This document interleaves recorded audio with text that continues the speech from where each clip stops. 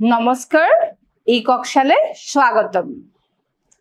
মই শ্ৰাৱণী দেৱী আকলৈ আনিছো দশমমান শ্ৰেণীৰ প্ৰথম পাঠ অৰ্থনৈতিক ভূগোল বিষয়বস্তু আৰু সম্পদ আৰু ইয়াৰে প্ৰশ্ন উত্তৰ আমি দুটা অংশত আমি আগৰ প্ৰশ্নবিলাকৰ উত্তৰ কৰিলো আজি আমি আৰু নতুন প্ৰশ্নৰ উত্তৰ কৰিম চাওচোন প্ৰশ্নবিলাক কেনেকুৱা ধৰণৰ আজি ৭০ নম্বৰ প্ৰশ্ন আৰু ৭০ নম্বৰ প্ৰশ্ন আছে সম্পদ সংৰক্ষণৰ লগত জড়িত সংস্থা আৰু সেইবোৰৰ ভূমিকা সম্পৰ্কে চমুকৈ লিখা এতিয়া সম্পদ সংৰক্ষণ আমি আগৰ ভিডিঅ'ত চাইছো তাত কি আছে আমাৰ সম্পদ সংৰক্ষণৰ বিভিন্ন উপায়বোৰ আছে আজি আমাক লিখিব আছে সম্পদ সংৰক্ষণৰ লগত জড়িত সংস্থাবোৰ আৰু ইয়াৰ ভূমিকাবোৰ এতিয়া সম্পদ আমি সংৰক্ষণ কিয় কৰিব লাগে দ্ৰুত জনসংখ্যা বৃদ্ধি বৰ্তমান মজুত থকা সম্পদসমূহৰ অত্যাধিক ব্যৱহাৰ সম্পদসমূহৰ অবৈজ্ঞানিক ধৰণে কৰা ব্যৱহাৰৰ ফলত হোৱা বৰ্ধিত পাৰিপাৰ্শ্বিক সমস্যা আদিৰ পৰিণাম স্বৰূপে বিশ্বৰ বহুতো গুৰুত্বপূৰ্ণ সম্পদ নিশেষ হ'বলৈ ধৰা পৰিস্থিতি প্ৰতি লক্ষ্য ৰাখি সমগ্ৰ বিশ্বতে বিভিন্ন পৰ্যায়ত প্ৰাকৃতিক সম্পদ সংৰক্ষণৰ ব্যৱস্থা গ্ৰহণ কৰা হৈছে এই কথাখিনি যে আমি বুজাব বিচাৰিছো যে আমি সম্পদ সংৰক্ষণ কিয় কৰিব লাগে এতিয়া সম্পদ সংৰক্ষণ কিয় কৰিব লাগে যে দ্ৰুত জনসংখ্যা বৃদ্ধি হৈ আহিছে যিমান সম্পদ আমাৰ মজুদ আছে সেই সম্পদবিলাক কি আছে জনসংখ্যা বৃদ্ধিৰ লগত তালমেল সম্পদ আৰু জনসংখ্যাৰ মাজত যিটো ৰেচিঅ' সেই ৰেচিঅ'টো দিনে দিনে কি হৈ গৈছে বাঢ়ি গৈছে আৰু লগতে কি হৈছে মানুহে কি হৈছে বস্তুৰ মূল নুবুজি অত্যাধিক ব্যৱহাৰ কৰিবলৈ লৈছে তাৰ ফলত সম্পদসমূহৰ অবৈজ্ঞানিক ধৰণে ব্যৱহাৰ হৈছে তাৰ ফলত আকৌ সেইবিলাক সম্পদবিলাক যে উদ্ঘাটন সম্পদবিলাক যে নিষ্কাশন কৰা হৈছে তেতিয়াও কি হৈছে বিভিন্ন পাৰিপাৰ্শ্বিক সমস্যাৰ সৃষ্টি হৈছে আৰু এই সকলোবিলাক কাৰণতে আমাক কি হৈছে সম্পদ সংৰক্ষণ কৰাৰ প্ৰয়োজন হৈ পৰিছে সেয়েহে মজুদ সম্পদসমূহৰ সংৰক্ষণ কৰাৰ লগতে সম্পদসমূহ ব্যৱহাৰৰ ফলত সৃষ্টি হোৱা পৰিৱেশ প্ৰদূষণ হ্ৰাস কৰাৰ উদ্দেশ্যেৰে বহুতো ৰাষ্ট্ৰীয় তথা আন্তঃৰাষ্ট্ৰীয় সংগঠন প্ৰতিষ্ঠা হৈছে আৰু এই সম্পদ তেতিয়া আমাক প্ৰথমে দেখিছো যে আমি সম্পদ সংৰক্ষণ কিয় কৰিব লাগে তাৰপিছত আমি সংস্থাবোৰৰ প্ৰয়োজনীয়তা কলো যে এই ৰাষ্ট্ৰীয় আন্তঃৰাষ্ট্ৰীয় সংগঠনবিলাক বা ব্যক্তিগত সংগঠনো আছে আৰু সেইবিলাকে কি কৰিছে আমাৰ সম্পদ সংৰক্ষণত আমাক সহায় কৰিছে আমাক সম্পদ কেনেকৈ সংৰক্ষণ কৰিব লাগে সেইবিলাক শিকাইছে তাৰ ভিতৰত মূল হ'ল IUCN International Union for Conservation of Nature আন্তঃৰাষ্ট্ৰীয় পৰিৱেশ সংৰক্ষণ সংস্থা ইয়াতে মই বিশদভাৱে বহলকে কথাখিনি দিয়া নাই তো তোমালোকৰ সময় হলে তোমালোকে কি কৰিব পৰা তোমালোকে প্ৰত্যেকটো সংগঠনৰ দুটা লাইন লিখি থব পৰা পৰিৱেশ বন তথা জলবায়ু পৰিৱৰ্তন মন্ত্ৰালয় পৰিৱেশ বন তথা জলবায়ু পৰিৱৰ্তন মন্ত্ৰালয় কি হয় এটা ৰাষ্ট্ৰীয় অনুষ্ঠান আৰু এই ৰাষ্ট্ৰীয় অনুষ্ঠানটোৱে কি কৰিছে দেশ এখনৰ ভিতৰত পৰিৱেশ অৰণ্য বা জলবায়ু পৰিৱৰ্তন কেনেকৈ যিবিলাক নিগেটিভ ইম্পেক্ট ঋণাত্মক প্ৰভাৱবিলাক কেনেকৈ কমাব পাৰে তাৰ বিষয়ে গৱেষণা কৰে মানুহক সজাগ কৰে আৰু বিভিন্ন ধৰণৰ পৰিকল্পনা লয় সেই কাৰ্যখিনি তোমালোকে লিখি দিব পৰা বেচৰকাৰী প্ৰতিষ্ঠানসমূহ যিবিলাক আমি NGO বুলি কওঁ নন গভৰ্ণমেণ্টেল অৰ্গেনাইজেশ্যন হ'ল বিজ্ঞান আৰু পৰিৱেশ কেন্দ্ৰ যাক আমি শ্বৰ্ট ফৰ্মত CSE green page India wildlife trust of India বা অসমৰ অৰণ্যক এনেকুৱা ধৰণৰ বিভিন্ন বেচৰকাৰী প্ৰতিষ্ঠান আছে এই প্ৰতিষ্ঠানবিলাকে কি কৰিছে আমাৰ ৰাষ্ট্ৰীয় পৰ্যায়ত হওক আন্তঃৰাষ্ট্ৰীয় পৰ্যায়ত হওক বা থলুৱা পৰ্যায়ত কি কৰিছে আমাৰ পৰিৱেশ সংৰক্ষণ আমাৰ বিভিন্ন সম্পদ সংৰক্ষণৰ কাৰণে কাম কৰি আহিছে এতিয়া 18 নম্বৰ প্ৰশ্ন তোমালোকক কি লিখিব দিছে সমুটোকা লিখিব দিছে এটা সমুটোকা লিখিবলৈ যোৱাৰ লগে লগে আমি জানিব লাগিব যে সমুটোকা আমি কেনেকৈ লিখো এটা সমুটোকা লিখিবৰ কাৰণে আমি কিতাপৰ লাইনকেইটা ডাইৰেক্টলি উঠাই দিব নালাগে আমি কি কৰিব লাগে যে যেটো বস্তুৰ ওপৰত চমু টকা লিখিবলৈ দিয়া হৈছে সেই বস্তুটোৰ সকলোখিনি আভাস আমি কি কৰিব লাগে সেই 4-5টা লাইনৰ ভিতৰত হুমাই দিব লাগিব গোটেইখিনি কথাই আমি হুমাই দিব পাৰিব লাগিব সম্পদ বুলি কোৱাৰ লগে লগে আমি লিখিব লাগিব সম্পদ কি সম্পদৰ উদাহৰণ সম্পদৰ প্ৰকাৰ বা সম্পদৰ ব্যৱহাৰ আমি গোটেইখিনি সম্পদৰ চমুটকা লিখিব লাগিব পৃথিৱীত থকা সকলোবোৰ বস্তু যেনে ৰ'দ বতাহ বায়ু মাটি গছ-গছনি জন্তু পানী ইত্যাদিয়ে একোটা সম্পদ এই সকলোবোৰ বস্তু হৈছে সম্পদ সকলো জীৱ আৰু পৰিস্থিতি তন্ত্ৰৰ কাৰ্যাৱলী সম্পন্ন কৰিবলৈ প্ৰয়োজনীয় সম্পত্তিৰ উৎস ৰাজহ যোগান বা সহায়ক সম্পদ বোলে আমি যিমান বিলাক আমাৰ কাৰ্য কৰিবৰ কাৰণে আমি যিমান বিলাক সম্পদ যিমান বিলাক বস্তু ব্যৱহাৰ কৰো সম্পত্তিয়ে হওক বা যিয়ে নহওক আমি যিবিলাক ব্যৱহাৰ কৰো প্ৰতিটো বস্তুই হৈছে সম্পদ অন্যাৰ্থত মানুহৰ বিভিন্ন চাহিদা পূৰণ কৰা বস্তুবোৰকে সম্পদ বোলে সম্পদক প্ৰধানকৈ দুটা ভাগত ভাগ কৰা হয় প্ৰাকৃতিক সম্পদ আৰু মানৱ সৃষ্ট সম্পদ প্ৰাকৃতিক সম্পদ আকৌ আমি তাৰ পিছত একেটা আমি সৰু ভাগ কৰিব পাৰিম প্ৰাকৃতিকভাৱে সৃষ্টি হৈ প্ৰকৃতিত বিয়পি থকা সম্পদবোৰকে প্ৰাকৃতিক সম্পদ বোলে যেনে পানী বায়ু সূৰ্যৰ ৰশ্মি মাটি খনিজ সম্পদ গছ-গছনি প্ৰাণী নদী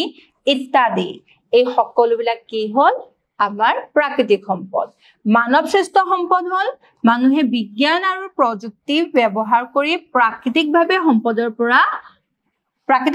পৰা উৎপাদন কৰা বিভিন্ন সম্পদক মানৱ সৃষ্ট সম্পদ বোলে যেনে বাঁহৰ পৰা তৈয়াৰ কৰা কাগজ কপাহৰ পৰা তৈয়াৰী কাপোৰ প্লাষ্টিক কৃত্ৰিম ৰবৰ ঔষধ ৰাসায়নিক সাৰ ইত্যাদি তেনেকৈ আমি থুলমুলকে সম্পদ কাক বোলে সম্পদৰ ব্যৱহাৰ বিলাক আমি কলো এইবাৰ আমাক লিখিব দিছে চমুটুকা লিখিব দিছে কি মানৱ সম্পদৰ ওপৰত তো মানৱ সম্পদৰ ওপৰত চমুটুকা হ'ব যে মানুহ কেনেকৈ সম্পদ হ'ব পাৰে মানুহৰ সম্পদ হ'বলৈ কি কি প্ৰয়োজনীয়তা থাকিব লাগিব এই সকলোবিলাক আমি মানৱ সম্পদৰ ভিতৰত লিখিম মানৱ সম্পদ মানে হ'ল শিক্ষা প্ৰশিক্ষণ আৰু অভিজ্ঞতা আদিৰ জৰিয়তে দেশ এখনৰ অন্যান্য সম্পদসমূহক যথোপযুক্তভাৱে ব্যৱহাৰৰ বাবে সক্ষম হৈ উঠা দেশৰ জনসমষ্টি যে মানৱ আৰু এনেকৈ যদি আমি লিখিবলৈ টান পাওঁ আমি লিখিব পাৰিম যে কাৰিকৰী কৌশলযুক্ত মানুহ যিয়ে কি কৰিব পাৰে প্ৰাকৃতিক সম্পদসমূহক নিজৰ প্ৰয়োজন অনুসাৰে ৰূপান্তৰ কৰি ল'ব পাৰে সেই সকলোবোৰ মানুহেই হৈছে মানৱ সম্পদ আমি তেনেকৈ লিখিব পাৰিম এখন দেশৰ আটাইতকৈ গুৰুত্বপূৰ্ণ সম্পদ হ'ল মানৱ সম্পদ ইউৰোপ আৰু আমেৰিকাৰ অধিক সংখ্যক দেশ উন্নত হোৱাৰ প্ৰধান কাৰণেই হ'ল ইয়াত থকা মানৱ সম্পদৰ উন্নয়ন সুশিক্ষা আৰু প্ৰশিক্ষণৰ বাবে এইবোৰ দেশত মানৱ সম্পদ উন্নত তেনেকৈ আমি জাপানৰ উদাহৰণ দিব পাৰোঁ জাপানৰ নিচিনা এখন দেশ য'ত কি নাই য'ত প্ৰাকৃতিক সম্পদ নাই বুলিয়ে ক'ব পাৰি আৰু তেনেকুৱা ধৰণৰ এখন দেশ কিন্তু এছিয়াৰ ভিতৰতে সকলোতকৈ আগবঢ়া তাৰ একমাত্ৰ কাৰণে হৈছে মানৱ সম্পদ মানুহৰ অবিহনে কোনো ধৰণৰ সম্পদ বিকশিত নহয় জাপান ছুইজাৰলেণ্ড ছিংগাপুৰ টাইৱান আদি দেশত উদ্যোগৰ বাবে প্ৰয়োজনীয় প্ৰাকৃতিক সম্পদ আৰু কেঁচা সামগ্ৰীৰ অভাৱ হোৱা স্বত্তেও মানৱ সম্পদত উন্নত হোৱা বাবে এই দেশবোৰ অৰ্থনৈতিক জীৱনৰ প্ৰত্যেক দিশত যথেষ্ট উন্নতি সাধন কৰিছে আৰু ইয়াৰ একমাত্ৰ কাৰণেই হৈছে মানৱ সম্পদ সম্পত্তি কি সম্পদ আৰু সম্পত্তি একেই নে সম্পত্তি কিনো আমি সদায় শুনো সম্পত্তি মানুহৰ প্ৰয়োজন পূৰাব পৰা আৰু বিনিময় মূল্য থকা সকলোবোৰ অৰ্থনৈতিক দ্ৰব্যই হৈছে সম্পত্তি মনত ৰাখিবা দেই বিনিময় মূল্য তোমালোকে যদি সব লিখিলা কিন্তু বিনিময় মূল্যটো যদি নিলিখিলা তেতিয়া কিন্তু সেই সম্পত্তি নহয় সকলো সম্পত্তিয়ে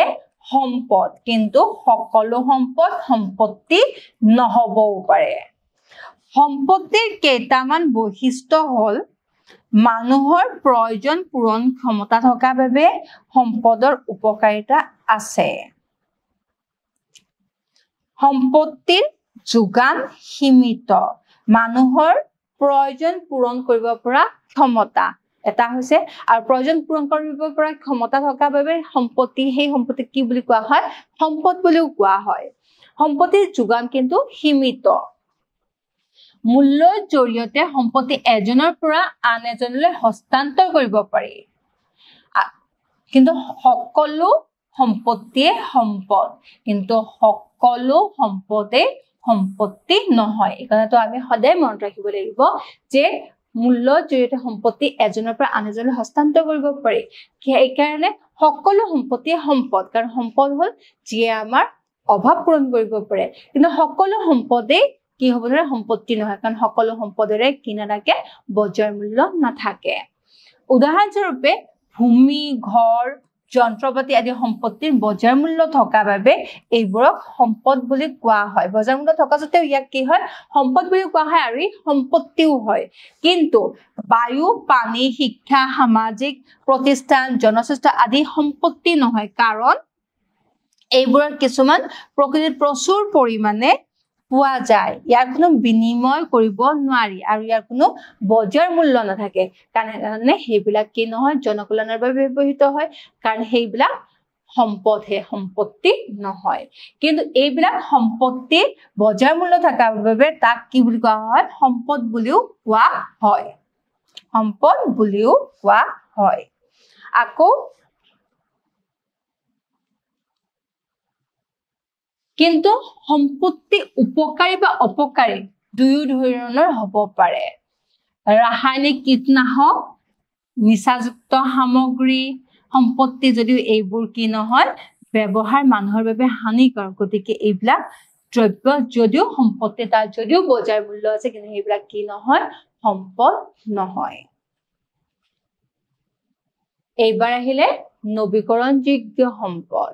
আমি আগতো বাৰবাৰ কৈছো তোমালোকৰ মনত আছেই চাগে আমি আকৌ সেইখিনি কথাকে অলপ ভালকে চুটিকে লিখিম নৱীকৰণযোগ্য সম্পদ কি উপলব্ধতাৰ ভিত্তিত সম্পদবোৰক দুই ধৰণে ভাগ কৰা হয় নৱীকৰণযোগ্য আৰু অনৱীকৰণযোগ্য সম্পদ যিবোৰ সম্পদ ব্যৱহাৰ কৰি থাকিলে একেবাৰে নিঃশেষ হৈ নাযায় এইবোৰ পুনঃপুনকৃতভাৱে প্ৰক্ৰিয়াৰে বাৰে বাৰে ব্যৱহাৰ কৰিব পৰা যায় তেনে সম্পদক আমি নৱীকৰণযোগ্য সম্পদ বোলে তেনে কি বুলি কোৱা হয় তেনে সম্পদক নৱীকৰণযোগ্য সম্পদ বোলা হয় যেনে সূৰ্যৰ ৰশ্মি পানী মাটি ইত্যাদি এইবাৰ আহিলে কি ব্যক্তিগত সম্পদ ব্যক্তিগত সম্পদ কি ব্যক্তিগত সম্পদক আমি সম্পত্তি বুলিও ক'ব পাৰো মালিকী স্বত্বৰ ভিত্তিত পৃথিৱীৰ সম্পদ মানুহক কেইবাটাও ভাগত ভাগ কৰা হয় পৃথিৱীৰ সম্পদসমূহক কেইবাটাও ভাগত ভাগ কৰা হয় যিবোৰ বস্তু এজন লোকৰ ব্যক্তিগত দখলত থাকে তাকে ব্যক্তিগত সম্পদ বোলে যেনে মাটি ঘৰুৱা সা সম্পত্তি ব্যক্তিগত গুণাৱলী যেনে ভাল চৰিত্ৰ শিক্ষা বিভিন্ন দক্ষতা আদি এইবিলাক কি হয় এইবিলাক ব্যক্তিগত সম্পদ বা সম্পত্তি এটা ভাল চৰিত্ৰ শিক্ষা বিভিন্ন দক্ষতা এইবিলাকে কি কৰে এইবিলাকে মানুহ এজনক মানৱ সম্পদলৈ ৰূপান্তৰিত কৰে আৰু লগতে কি হয় এইবিলাকৰ যেটো বজাৰ মূল্য নাই এইবিলাক আমি আনলৈ হস্তান্তৰিত কৰিব নোৱাৰো আমি আমাৰ মোৰ ভাল চৰিত্ৰটো তোমালৈ হস্তান্তৰ কৰিব পাৰিম নে নোৱাৰো বা তোমালোকৰ ভাল গুণ এটা মই লৈ ল'ব পাৰিম নে নোৱাৰো আমি শিকিবহে পাৰিম সেই কাৰণে এইবিলাকক কি বুলি কোৱা হয় ব্যক্তিগত সম্পদ বুলি কোৱা হয় জাতীয় সম্পদ যেতিয়া দেশ এখনৰ সম্পদ হ'ব তেতিয়া তাক কি বুলি কম আমি জাতীয় সম্পদ বা ৰাষ্ট্ৰীয় সম্পদ যিবোৰ সম্পদ ৰাষ্ট্ৰৰ দায়িত্বত বা অধীনত থাকে তেনে সম্পদক ৰাষ্ট্ৰীয় সম্পদ বোলে যেনে পৰিবহন ব্যৱস্থা ভূমি নদী খনিজ সম্পদ অৰণ্য জীৱ-জন্তু কৃষি শস্য বিভিন্ন উৎপাদিত সামগ্ৰী জনসংখ্যা আদি কি হয় ৰাষ্ট্ৰৰ সম্পদ বা জাতীয় সম্পদ ইয়াৰ ভিতৰত পৰিবহন ব্যৱস্থাৰ ভিতৰত জানো আমি ৰাস্তা ঘাট এইবিলাক ভূমি মাটিটোৰ হয় নদীৰ ওপৰত থকা বিভিন্ন ধৰণৰ বান্ধ দলং এই গোটেইবিলাক কি হয় জাতীয় সম্পদ খনিজ সম্পদবিলাক অৰণ্য জীৱ জন্তুবিলাক কৃষি শস্য বিভিন্ন উৎপাদিত সামগ্ৰী জনসংখ্যা আনকি মানুহবিলাকৰ থকা কাৰিকৰী কৌশলবিলাকো সেইবিলাকো কি হয় জাতীয় সম্পদৰ ভিতৰত পৰে জীৱীয় সম্পদ যিবিলাক জীৱ থাকে যিবিলাক সম্পদৰ জীৱ থাকে সেইবিলাকে জীৱীয় সম্পদ এটা জীৱীয় বুলি কোৱাৰ লগে তোমালোকে বুজি পাইছা গতিকে সেইখিনি তোমালোকে লিখিবই পাৰিবা যে সম্পদসমূহৰ মাজত জীৱ থকা আৰু নথকা কেন্দ্ৰ কৰি সম্পদবোৰক দুই ভাগত ভগোৱা হয় যিবোৰ সম্পদৰ জীৱ থাকে সেই সম্পদবোৰক জীৱীয় সম্পদ বোলে আৰু যিবোৰৰ জীৱ নাথাকে সেইবিলাকক কি বুলি কোৱা হয় অজীৱীয় সম্পদ বোলে তে জীৱীয় সম্পদবিলাক যেনে গছ গছনি প্ৰাণী মাছ শস্য ইত্যাদি যিমান বিলাক জীৱ জন্তু আছে যিমান বিলাক গছ গছনি আছে এই সকলোবিলাকে কি হ'ব আমাৰ জীৱীয় সম্পদৰ ভিতৰত পৰিব আৰু এই জীৱীয় সম্পদবিলাকৰ ভিতৰত আটাইতকৈ ডাঙৰ আৰু শ্ৰেষ্ঠ সম্পদটো কি মানৱ সম্পদ আৰু এই মানৱ সম্পদে কি কৰে বাকিবিলাক সম্পদো ব্যৱহাৰ উপযোগ্য কৰি তোলে এতিয়া আহিলে সম্পদ সংৰক্ষণ আমি কেনেকৈ কৰিব পাৰিম সম্পদ সংৰক্ষণনো কি সম্পদ সংৰক্ষণ অতি দৰকাৰী বিষয় প্ৰাকৃতিক সম্পদৰ গুণগত মানদণ্ড মূল্য আৰু ইয়াৰ বিচিত্ৰতা স্থিতাৱস্থা বাহাল ৰখাৰ কাৰণে আৰু বৰ্ধিতকৰণেৰে এইবোৰৰ বিচক্ষণ ব্যৱহাৰৰ বাবে নিৰৱচ্ছিন্নভাৱে যোগানৰ নিশ্চয়তাৰ বাবে গ্ৰহণ কৰা পৰিকল্পনা আৰু ব্যৱস্থাপনাকে সম্পদৰ সংৰক্ষণ বুলি কোৱা হয় এই কথাখিনিকে তোমালোকে আকৌ ক'ব পৰা যে কি হয় যে আমাৰ দৈনন্দিন জীৱনত ব্যৱহাৰ হোৱা প্ৰতিটো সম্পদ আমি যাতে নিৰৱচ্ছিন্নভাৱে কোনো ধৰণৰ ঘাটি নোহোৱাকে শেষ হৈ নোযোৱাকে আমি ব্যৱহাৰ কৰিব পাৰোঁ তাৰ কাৰণে উচিত যি পৰিকল্পনা কৰা হয় আৰু সেই উচিত পৰিকল্পনাই হৈছে সম্পদৰ সংৰক্ষণ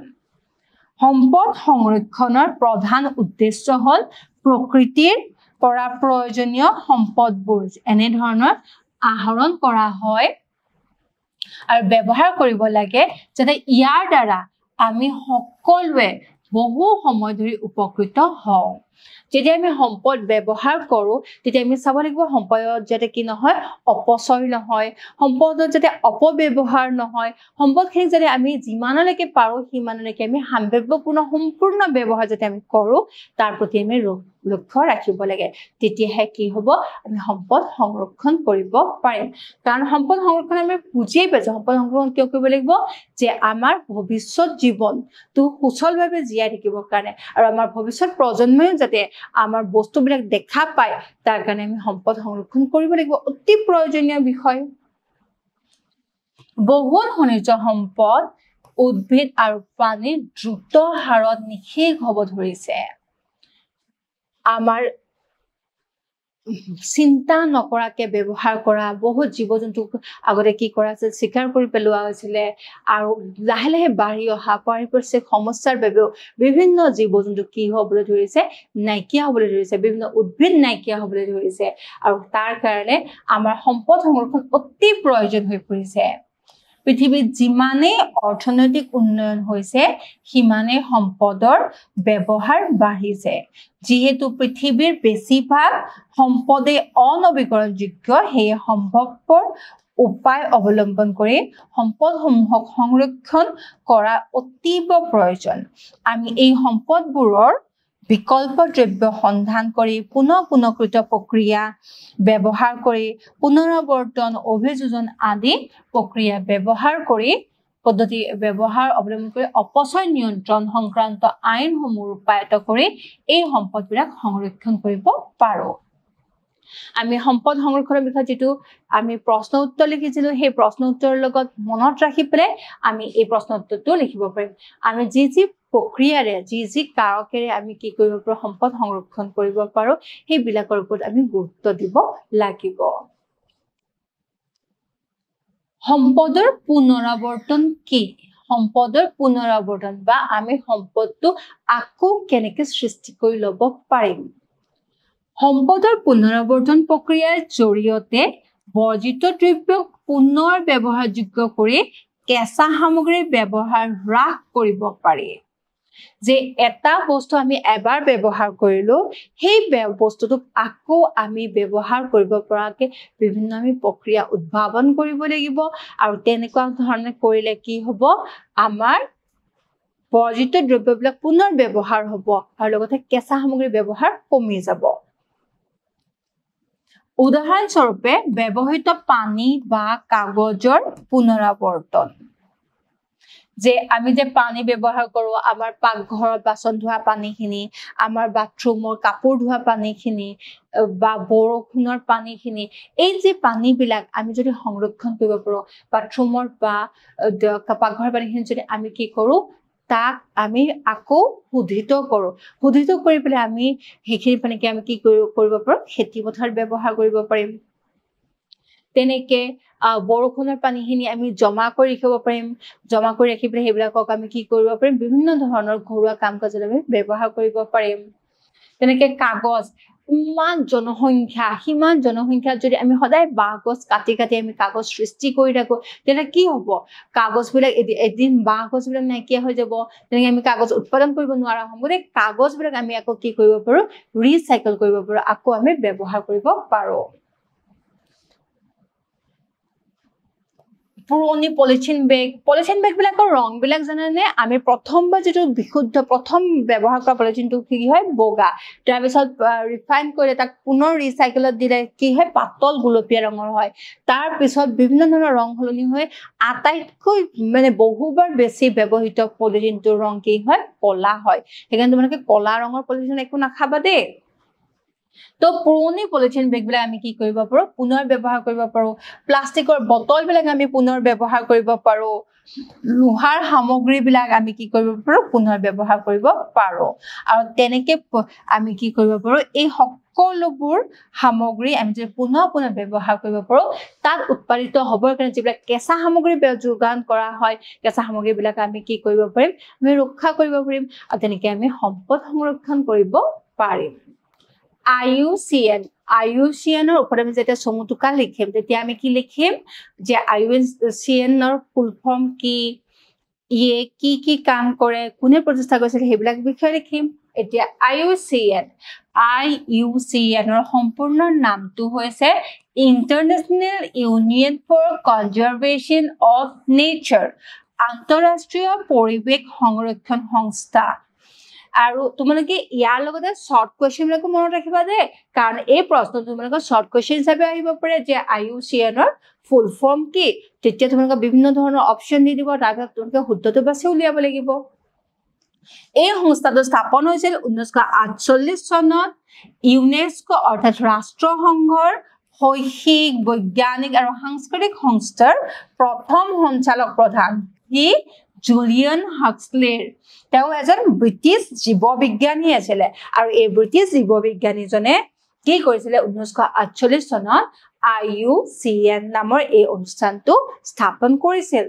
আৰু তেওঁ ক'ত স্থাপন কৰিছিল ফ্ৰান্সত প্ৰতিষ্ঠিত কৰিছিল এই সংস্থাটোৰ প্ৰধান লক্ষ্য কি আছিল এই সংস্থাটোৰ প্ৰধান লক্ষ্য আছিল গোলকীয় প্ৰাকৃতিক পৰিৱেশ আৰু প্ৰাকৃতিক সম্পদ সংৰক্ষণৰ লগতে জৈৱ বৈচিত্ৰ্য সম্পৰ্কে অধ্যয়ন তথা গৱেষণা চলাই যোৱা যাতে এই সংস্থাটো কৈছিল যে গোটেই পৃথিৱী জুৰি যে প্ৰাকৃতিক পৰিৱেশ কেনেকুৱা সেই প্ৰাকৃতিক পৰিৱেশৰ মাজত কি জীৱ বিলুপ্ত হ'বলৈ ধৰিছে সেইবিলাক কেনেকৈ সংৰক্ষণ কৰিব লাগিব জৈৱ বৈচিত্ৰ্য কেনেকৈ আমি সংৰক্ষণ কৰিব লাগিব তাৰ বিষয়ে অধ্যয়ন আদি এই সংস্থাটোৰ উদ্দেশ্য আছিল আৰু লগতে কি কৈছে উপযুক্ত সংৰক্ষণ ব্যৱস্থা কৰিছিল এই ৰাষ্ট্ৰসংঘৰ নিৰ্দেশনা অনুসৰি কাৰ্য সম্পাদন কৰে IUCN ৰ নেতৃত্বতে WWF যাৰ ফুল ফৰ্ম হ'ল World Wide Fund for Nature আৰু বিশ্ব সংৰক্ষণ নিৰীক্ষণ কেন্দ্ৰ বা World Conservation Monitoring Center স্থাপিত হৈছে গতিকে তোমালোকে গম পালানে IUCN কি গতিকে আজিলে ইয়াতে সমাপ্ত কৰিছো আশা কৰোঁ তোমালোকে প্ৰশ্ন উত্তৰখিনি ভালদৰে বুজি পাইছা। ধন্যবাদ।